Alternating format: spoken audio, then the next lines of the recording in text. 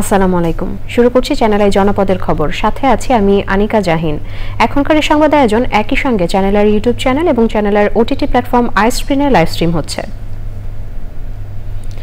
স্বরাষ্ট্র উপদেষ্টা অবসরপ্রাপ্ত লেফটেন্যান্ট জেনারেল জাহাঙ্গীর আলম চৌধুরী বলেছেন, সাবেক নির্বাচন কমিশনার KM নুরুল হুদাকে আটকের সময় যেভাবে মব সৃষ্টি করে বিশৃঙ্খলা করা হয়েছে তা গ্রহণযোগ্য নয়।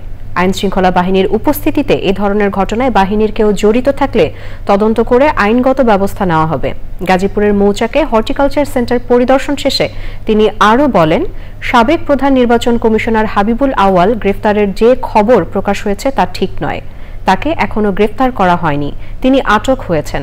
সে সময় তিনি বলেন, কৃষি জমি দখল রোধে কৃষি জমি সুরক্ষা আইন করা হচ্ছে। হর্টিকালচার সেন্টার পরিদর্শনের সময় উপদেষ্টার সঙ্গে ছিলেন জেলা প্রশাসক Nafisa Arefin, police super doctor Chowdhury Jaber Sadek, horticulture সেন্টারের এনামুল হক ও কৃষি মন্ত্রণালয়ের ঊর্ধ্বতন কর্মকর্তারা।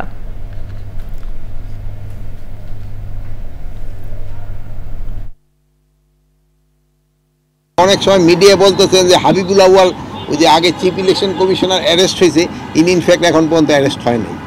অ্যারেস্ট হয়েছে নুরুল হুদা সাহেব, আর এটা হলো গতকালকে উনি ইসে থেকে অ্যারেস্ট হয়েছে, কি জানি বলে এই উত্তরা থেকে। বাট ওনার যেভাবে করা হয়েছে যে মব জাস্টিস, এটা হলো কোনো অবস্থায় গ্রহণযোগ্য না, এটা কোনো ব্যবস্থায় গ্রহণযোগ্য না। আর এটার সাথে ওনার যে ওই বিভিন্ন ওনার সাথে যে একটা খারাপ দেখছেন ঠিক পাঠায় দিছে, এরও কোনো অবস্থায় গ্রহণযোগ্য না। আপনারা বলবেন যদি কোনো কিছু থাকে, এই সব কোনো ঘটনা ঘটলে আইন শৃঙ্খলা বাহিনীর কাছে তারা হস্তান্তর করবে এবং আইন শৃঙ্খলা বাহিনী প্রপার অ্যাকশন নেবে। আর ওখানে আরেকটা দেখা গেছে যে আইন শৃঙ্খলা বাহিনীর সামনেও ওনার উপরে করা হচ্ছে। এটার জন্য আমরা একটা তদন্ত করে দেখব, এটার সাথে যদি কোনো আইন শৃঙ্খলা বাহিনী জড়িত থাকে তাদের বিরুদ্ধে আমরা আইনানুগ ব্যবস্থা নেব। চট্টগ্রাম সিটি কর্পোরেশনের 2025-26 অর্থ বছরের জন্য 2145 কোটি 42 লাখ টাকার প্রস্তাবিত বাজেট পেশ করেছেন city mayor doctor Shahadat Hossain. সেই সাথে 2024-25 অর্থ বছরের জন্য 1221 কোটি 96 লাখ টাকার সংশোধিত বাজেট ঘোষণা করেছেন তিনি।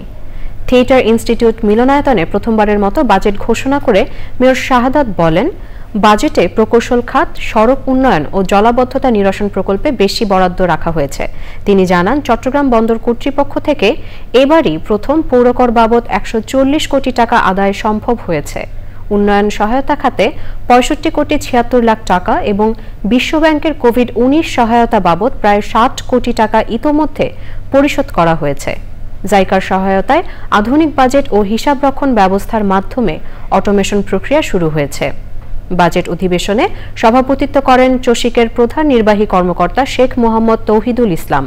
চসিক সচিব মোহাম্মদ আশরাফুল আমিনের সঞ্চালনায় বাজেট বিবরণী উপস্থাপন করেন ভারপ্রাপ্ত প্রধান হিসাবরক্ষণ কর্মকর্তা মোহাম্মদ হুমায়ুন কবির চৌধুরী।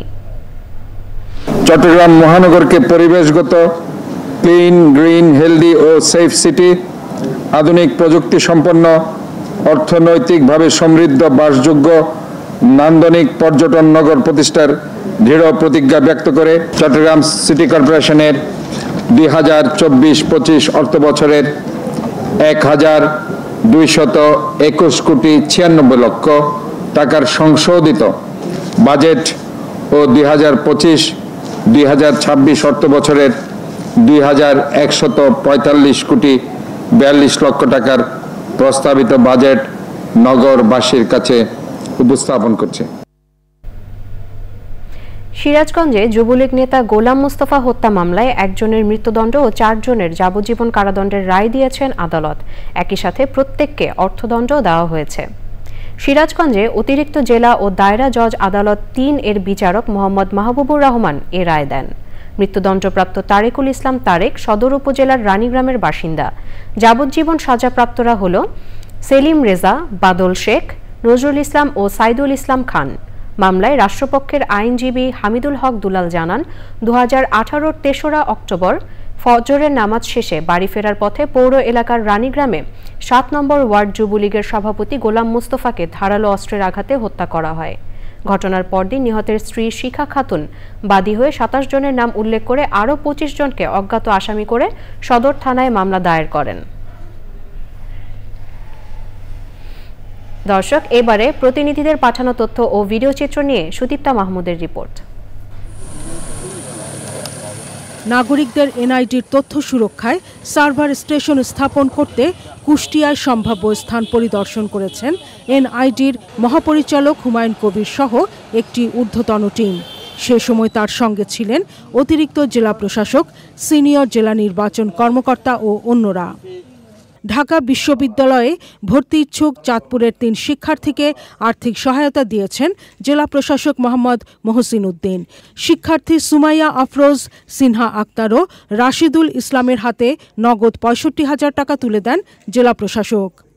দীর্ঘদিন পর দেশে ফেরায় বরিশালের উজিরপুর উপজেলা বিএনপির নেতা জিয়া আমিন রারিকে গণসংবর্ধনা দিয়েছে উপজেলা বিএনপি।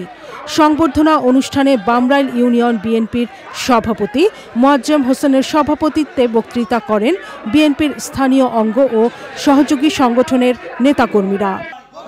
গাইবান্ধার গোবিন্দগঞ্জে প্রস্তাবিত রংপুর ইপিজেড দ্রুত বাস্তবায়নের দাবিতে অবস্থান কর্মসূচি পালন করেছেন ছাত্র জনতা।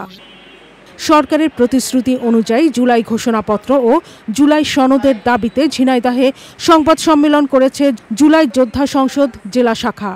টেস্ট ক্রিকেটে বাংলাদেশের 25 বছর পূর্তি উপলক্ষে নওগাঁয় অনূর্ধ্ব-12 ক্রিকেট প্রতিযোগিতা ও ক্রিকেট কার্নিভাল হয়েছে। জেলা স্টেডিয়ামে উৎসবের উদ্বোধন করেন জেলা ক্রীড়া officer Mohammad Arifuzzaman. Sudipta Mahmud, channel I. দর্শক, জনপদের খবর আজকের মতো এ পর্যন্তই। একটু পর কৃষি সংবাদ দেখার আমন্ত্রণ জানিয়ে শেষ করছি। সবাইকে ধন্যবাদ।